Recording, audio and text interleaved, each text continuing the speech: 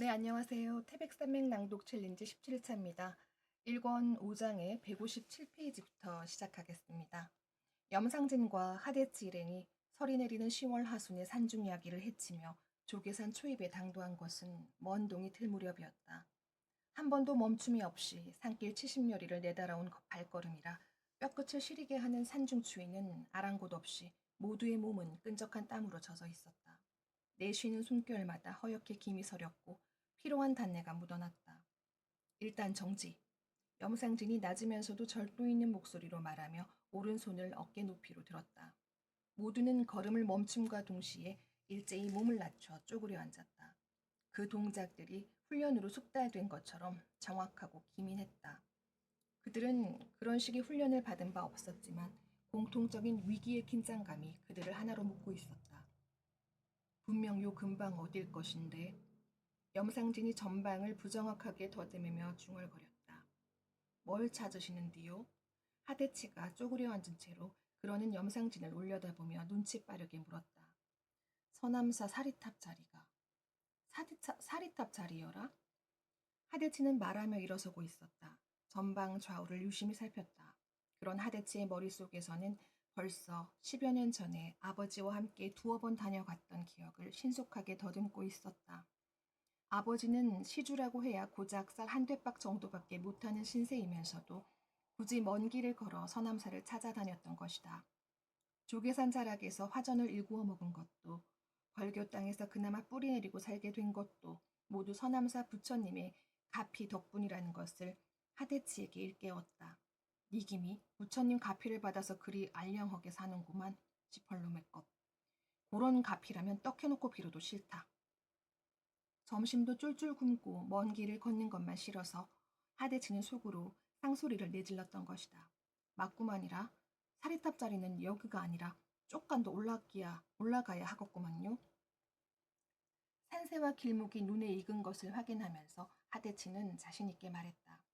그럼 이 개울을 타고 올라가지. 염상진이 앞장섰다. 짙은 안개가 계곡을 가득 채우고 산자락을 휘감고 있었다. 그 안개 위로 먼동이 터오는 여린 빛이 퍼지며 단풍 든 숲속의 도자린 어둠을 서서히 표백시키고 있었다. 몸집 작은 산새들의 지저김이 안개 속의 그 어디에선가 방울을 굴리듯 경쾌한 음향을 뿌렸다. 그건 개울가의 잔돌들을 저벅저벅 밟는 사람들의 기척에 놀란 새들의 우짖음이 아니었다. 새들은 먼동이 터오는 빛으로 잠이 깨어 날개를 퍼덕이며 첫 발성을 하는 것이었고 그 지저김을 들으며 산도 깨어나고 있었다. 사리탑 자리가 저그 보이는구만요. 하대치는 그곳에서 모종의 접선이 이루어지리라고 예상하며 건너편을 손가락질했다. 그렇구만. 염상진은 걸음을 멈추고 돌아서며 모두 여기에서 대기하시오. 하동문은 나하고 가고 절도 있게 지시했다. 염상진은 큰 키를 이용해서 길 쪽에 경사 급한 비탈을 성큼 올라섰고 그 뒤를 키 작은 하대치는 나무 등걸을 타오르는 다람쥐처럼 날랜 동작으로 따라붙었다. 나머지 7명은 개울 여기저기에 제멋대로 서 있거나 앉은 커다란 바위들을 골라 몸을 감추었다. 순식간에 개울에는 인적이 사라졌다. 안개에 에워싸인 심산의 정적만이 깊었다. 염상진과 하대치는 길을 가로질러 사리탑 자리로 접근했다. 실이 10길은 넘을 듯 싶은 아름드리 점나무 숲으로 둘러싸인 그곳에는 가지각색의 사리탑이 20개가 넘게 자리 잡고 있었다. 염상진이 하대치의 위치를 손가락으로 지시했다. 하대치는 지시받은 사리탑에 몸을 찰싹 붙였다. 그의 차갑게 긴장된 눈길은 염상진을 향하고 있었다. 10m 정도 옆으로 자리 잡은 사리탑에 몸을 붙인 염상진이 하대치를 향해 검지손가락을 세워 보이며 주의를 환기시켰다. 그리고 두 손을 모아 잡아 입에다 대고 부는 신용을 했다. 염상진은 그 다음 동작으로 손가락 3개를 허공에 빳빳하게 펴보였다. 지시가 떨어지기 무섭게 하대치는 자세를 바꿔 두 무릎을 땅에 대고 상체를 꼿꼿하게 세웠다. 그리고 두 손을 모아 입으로 가져갔다. 풀꾹 풀꾹 풀꾹 쉰 듯 하면서 또 슬픈 음조의 풀꾹새 소리가 일정한 간격으로 3번 울리며 심산의 정적 속에 그 무늬를 새기듯 선명했다. 끼룩 끼룩 끼룩 아름드리 전나무 숲에서 들려온 기러기 소리였다. 위치는 확실하지 않았지만 바로 가까운 곳이었다. 됐다.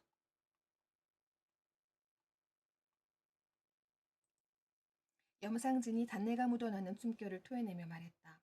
하대치도 내용은 알 수 없었지만 접선이 일단 성공한 것에 안도의 숨을 쉬었다.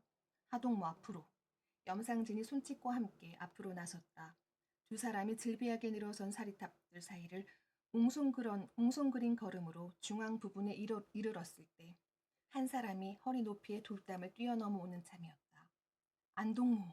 염상진이 먼저 불렀고 위원장 동무 무사하셨구만요. 흘러내린 안경을 밀어 올리며 사내가 반가운 웃음을 지었다. 하대치는 그만 멍한 표정이 되었다.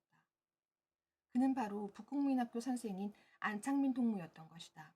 그가 왜 예기치 않은 이런 장소에 나타났는지를 하대치는 순간적으로 깨달았다. 염상진은 역시 위원장이고 대장답게 행동한 것이었다. 염상진은 이미 신분이 노출된 각 마을의 동무들을 그대로 버려두고 도망친 것이 아니었다. 한 발 앞서 미리 떠나보낸 것이 분명했다.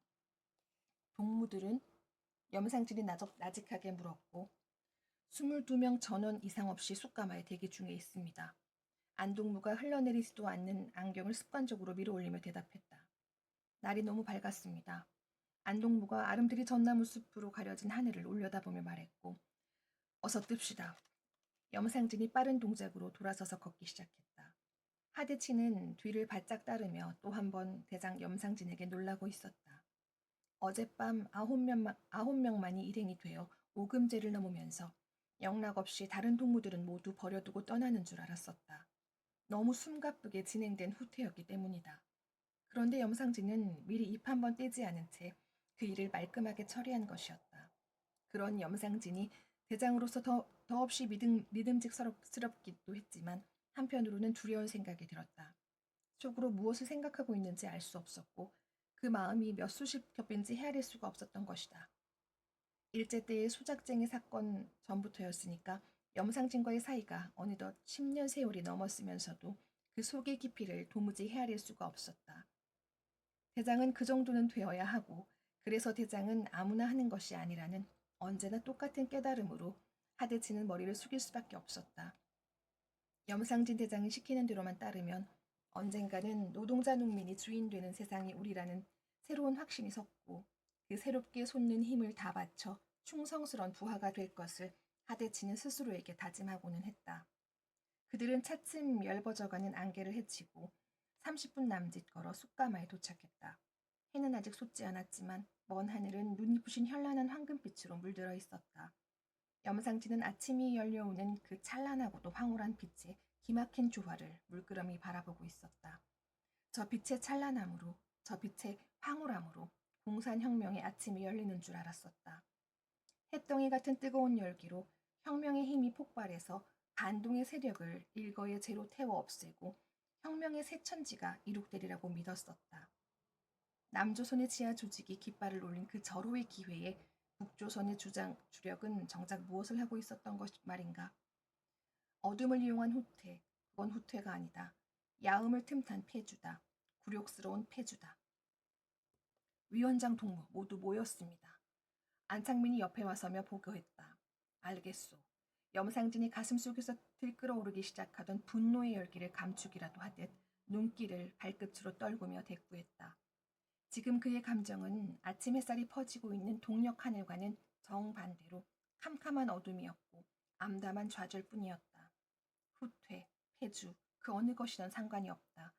그건 말의 뜻이나 강도만 다를 뿐 그런 현상이 일어나는 것은 분명 상대적인 힘의 약세 때문인 것이다. 상상하기 어려운 일이었다. 혁명의 주체가 되어야 하는 북조선의 힘은 막강한 것이라고 믿고 있었다. 해방과 더불어 혁명의 붉은 깃발을 세웠고 이듬해 지주와 부르주아 계급 말살과 함께 토지개혁을 완료한 북조선의 조직화된 공산주의의 힘은 경이적인 것이었다. 그런데 미군 정하에서 시작된 남조선은 어떠했는가? 친일파와 지주계급이 군정과 아울러 득세를 했고 새시대의 국민을 위해 실시한다는 토지개혁은 해방 3년이 지나도록 단행을 하지 못한 상태였다. 그건 오합지졸이 모인 힘의 비조직화를 여실히 드러낸 것이었다. 힘은 조직화될수록 강해지고 그 힘은 공격을 감행할 때 더 강해지고 그리고 승리를 쟁취했을 때 그 힘은 절정의 꽃을 피우게 되는 것이다. 그건 힘의 법칙이고 힘의 미학이었다.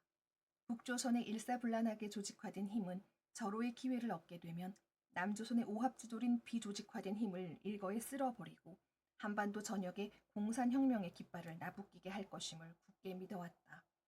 그래서 굶주리며 쫓기는 투쟁을 불사했던 것이고 마침내 봉기의 때가 왔음을 확신하고 읍내를 장악한 다음 무차별한 혁명의 속청을 감행하지 않았던가. 그런데 하늘처럼 믿었던 북조선이 조직화된 힘은 뻗쳐오지 않았고 오합지졸일 줄만 알았던 남조선의 힘에 쫓기게 된 것이다. 힘은 힘 앞에서 굴복한다. 왜 북조선은 힘을 쓰지 않은 것인가? 남조선이 그만큼 강하기 때문이었는가? 그럼 북조선의 힘을 너무 과대평가했던 것일까? 아니다. 아니다. 염상진은 깊이를 더해가는 회의를 떼쳐내려고 괴로운 신음을 물었다. 자신의 마음을 회의와 절망으로부터 구해낼 수 있는 그 무엇이 있어야 했다. 그때 염상진의 뇌리를 스치는 생각이 있었다. 그렇다. 분명 그랬을 것이다. 그래. 이번을 절호의 기회라고 판단하지 않았을 것이다. 염상진은 스스로를 일깨우듯 낮게 중얼거렸다. 자신의 목소리가 목판을 새기듯 자신의 가슴에 선명하게 박히는 것을 느꼈다. 절호의 기회라고 생각한 것은 어리석은 내 판단일 뿐이지. 염상진은 어느덧 자아 비판의 자세로 바뀌어 있었다. 당은 언제나 위대하고 현명하며 신성한 것이다. 당은 비판의 대상일 수가 없고 회의를 용납하지 않는다. 염상진은 죄책감을 느낌과 동시에 새로운 힘의 탄력을 얻었다. 당의 현명한 판단에 의한 혁명의 날이 도래할 때까지 용맹스러운 투쟁을 전개하는 것만이 자신이 해야 할 임무라는 것을 확신했다. 염상진은 순막 쪽으로 돌아섰다. 사람이 떠난 지가 오래된 순막은 퇴락할 대로 퇴락해서 비바람을 막기에도 어려울 지경이었다. 일본인들이 물러간 다음부터 수채 소비가 급감되어 조계산의 숯가마도 자연히 사양길로 접어든 것이다. 상여 움막보다 더 얼씬연스러운 꼴을 한 순막을 바라보고 있는 염상진의 시야에는 아버지의 늙은 모습이 어릿거리며 겹쳐지고 있었다. 아버지는 돌아가시기 직전까지 숯장사를 억척스럽게 했었다. 염상진은 아버지의 상념을 밀어내듯 순막으로 뚜벅뚜벅 걸어갔다. 순막의 하나뿐인 방에는 밤새워 오금제를 넘어온 대원들이 비좁게 붙어앉아 있었다. 방 안에는 순내가 자욱하게 퍼져 있었다. 먼저 도착한 축이 숯등거리라고 또 모아 불을 피웠던 모양이었다. 염상진은 좌중을 훑어보았다. 모두 어떤 결의가 담긴 긴장된 모습들이었지만 밤을 새워 산길을 걸은 피로한 기색은 역연했다. 그들에게 당장 필요한 것은 동물적인 욕구의 해결이었다. 배가 고플 것이고 잠이 올 것이다. 정신무장은 그 다음 단계였다. 동무들 먼 길 오느라 수고들 많았소. 동무들은 지금 배가 고프고 잠이 올 것이요. 당장 그 문제부터 해결합시다. 자, 조를 나눠 시작하시오. 좌중에는 잠시 의아해하는 침묵이 감돌았다. 사태의 중대한 만큼 이야기도 길 것이라고 마음 작정하고 모여앉은 그들에게 염상진의 태도는 너무나 뜻밖이었던 것이다. 하동무 뭐라고 있어. 어서 조를 편성해서 보초를 세우고 아침밥을 짓도록 하시오. 염상진은 대원들의 마음 움직임을 환히 들여다보며 큰 소리로 하대치에게 지시했다. 그때서야 하대치가 벌떡 일어났고 좌중의 긴장이 나가기 시작했다. 그런 그들을 보며 염상진은 내밀한 웃음을 짓고 있었다. 사태가 다급할수록 상황이 긴박할수록 어느 시간까지는 느긋할 필요가 있었다. 그 여유를 적절히 이용함으로써 긴장된 궁중심리의 불안감을 해소시킬 수가 있고 지휘자로서의 배짱의 두께도 보일 수가 있는 것이다. 급한 불구덩이는 일단 피한 셈이고 행동 개시를 할 수 있는 밤까지는 시간이 충분히 남아있는 것이다. 아침밥을 먹인 다음 재우면 오전이 다 갈 것이다. 그동안 몸 날랜 하대치라도 쌍안면으로 내보내면 어떤 새로운 정보라도 접수하게 될지 모른다.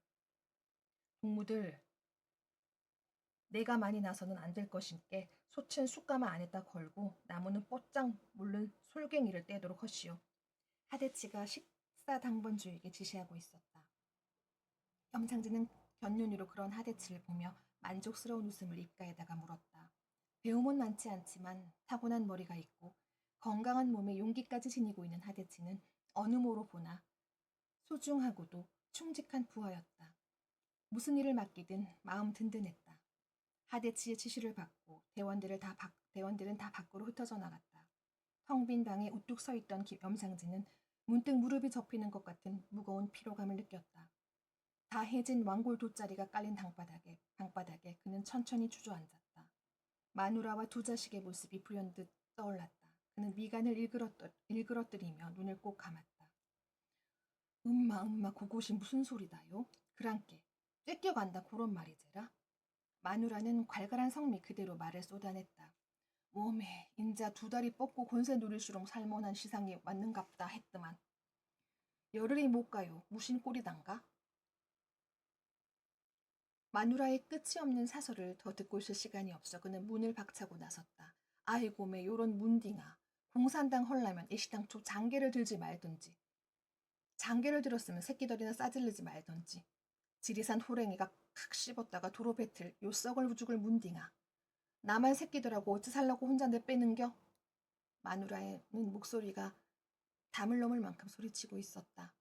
그는 쫓기듯 사립을 나와 고사태 어둠 속으로 몸을 숨겼던 것이다. 노곤하신가요? 염상진은 눈을 떴다. 안창민이 꺾은 무릎에 손을 받치고 구부린 자세로 그를 들여다보고 있었다. 앉으시오 동무. 염상진은 웃는다고 웃었지만 그렇게 빨리 감정 전환을 시킬 수가 없어 안면 근육이 어색하게 쓸룩였을 뿐이다. 마누라의 말 맞다나 장가를 들지 말았든지 마누라가 좀 더 혁명가의 아내답든지 했어야 했다. 사태가 어찌 전개되고 있는지. 안창민은 염상진의 정면을 피해 약간 옆으로 앉으며 조심스럽게 물었다. 안동무 수고 많았소. 그 많은 인원을 인솔하면서 취사도구까지 챙기느라고. 염상진은 엉뚱한 말을 했다. 아니 제가 뭐 딴 동무들이 다 알아서 했지요. 안창민은 안경을 다급하게 밀어올리며 기어 들어가는 목소리로 오물거렸다. 그는 괜한 소리를 짓거렸다고 후회하고 있었다. 안동무,